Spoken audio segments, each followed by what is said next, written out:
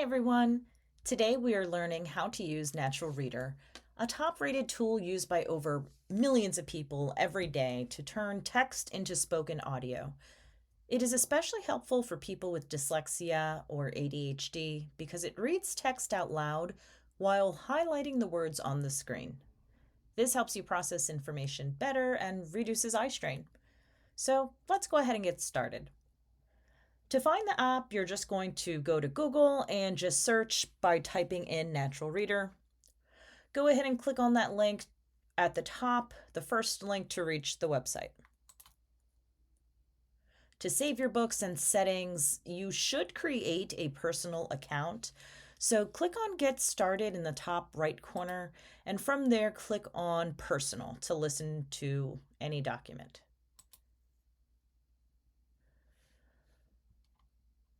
Once you get to this screen, you're going to look all the way down to the left bottom corner. There's an account button where it's going to prompt you to log in. I would suggest to click on Continue with Google. It's the easiest way to sign up without needing a new password. Once you're signed in, which is a step that I've already done, go back to this account setting here. And if you're not sure if you're signed in or not, hover over account and here you'll see what you're logged in as. All right, so let's go ahead and go over a few prompts here on the screen. The first thing we're going to do is we're going to upload a document. So I'm going to go ahead to my top left corner and I'm going to click Upload Document there on my left toolbar. I'm going to click on Document and I'm going to search my computer for the document that I want uploaded. Click on it and open. You can upload many different files, many different types of files. So files like PDFs, Word documents, Google Docs, or ebooks. You can also paste a website link or even upload a photo of a physical book. Once it's in your library, you're just going to click on Open and the reader will do all the work in reading back to you. So just to highlight, the library is located in the top left corner of your screen here in your toolbar. So a few playback controls and navigation controls that I just want to point out. If you look at the very top toolbar here on your screen, the large button in the middle is play and pause. So you can just click on that. It'll begin playing. You can also use your space bar on your keyboard directly. So tap on that space bar to start and stop audio. You can use the small arrows either on your keyboard or here at the top of the page right here. I'm not going to press them yet, but you can use these arrows to skip forward or backward one sentence at a time. This analysis is based on the goal, first step, and then backwards. We're going to pause that. All right. And to get to the next page, you're going to click on the thumbnail view on the left top of the toolbar here. So here is your thumbnail view, and from your thumbnails you can go ahead and click on any of the 19 pages that were uploaded from this document that I shared. So just keep that in mind. It's an easy way to toggle back and forth and jump from any page directly. So let's go ahead and go back. I'm going to close the thumbnail view here and let's go back to the top toolbars again. And I just want to move your focus to the voice and the speed settings. So if you click here on this person icon, this is the voices button. Go ahead and click on that to change the person's voice. So you can really hover over any of these. You're going to see a speaker icon pop up. You can click on that speaker icon to hear a preview. Here's a curious bit of astronomy. Let's take a look at how fractions work. I'm going to click on Mia's voice for the purpose of this video, but you can toggle between different voices and you can also change the language as well by clicking on this language button here at the top. So I'm going to close out of that. You can change the speed as well. So go ahead and click on that speed button in the top right of the toolbar. And there are presets in which you can change the speed automatically, or you can go in and click the plus sign or the negative sign as well to get the speed that you're most comfortable with in your tutorial. All right, so this is very helpful when you're learning new or difficult words as well. You can slow down to really get the pronunciation of what it is that you're trying to listen to.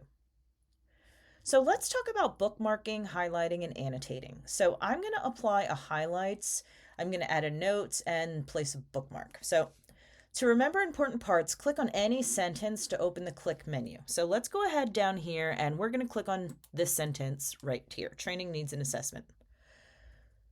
I'm going to go ahead and highlight this sentence. Right now my highlight's in purple, but this is going to mark a place in my book that I want to come back to, in my reading that I want to come back to later.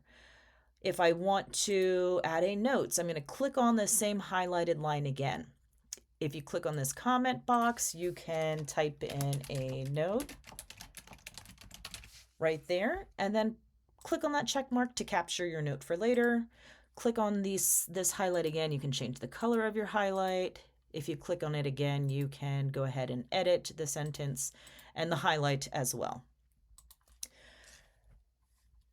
You can also use the bookmark icon to mark your place so you can find it easily later in the navigation sidebar.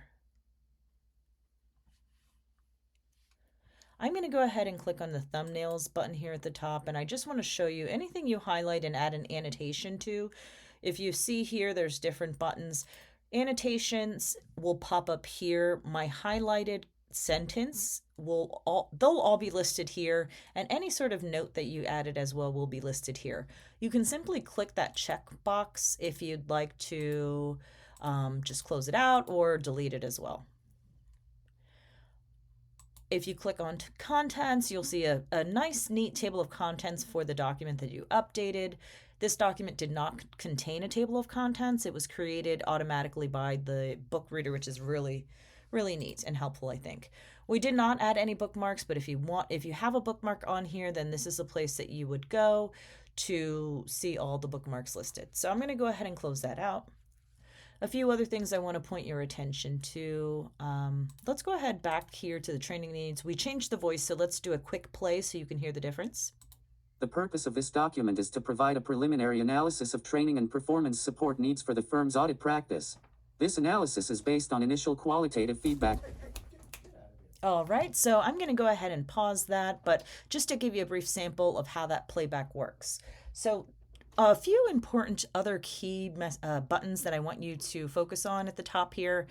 You can zoom in and out. So if you are having trouble seeing what's actually on the screen, you can zoom in and the text gets a lot closer, or you can zoom out as well. You can go full screen by pressing this button, which I'm not going to press right now, but there is an option for you there. You can do a quick search if you're looking for a specific place in your document and you don't want to use all the thumbnails. You can come up here to the top right corner and just simply type it in what it is that you're looking for, and then it'll advise you of all the different instances where that word can be found. All right, so one important thing I want to focus your attention to is saving as an MP3. So if you want to listen while you're away from the computer, you can actually download your text as an MP3 file. You're going to click on these three dots in the top right-hand corner, and then at the very top, you'll see all kinds of other features in here, which I won't go over, but I do encourage you to explore the different features. There's a timer option you can set up. You can read this in dark mode, which may be easier on your eyes. But specifically, let's look at the MP3 button. So if you click on that button and follow the prompts to save the audio to your device, you can actually listen to this on the go from the mobile application. I am on the free trial right now, so I do not have that activated, but if you have a paid plan, you can go ahead and listen while you're commuting or walking, which I think is a very neat feature.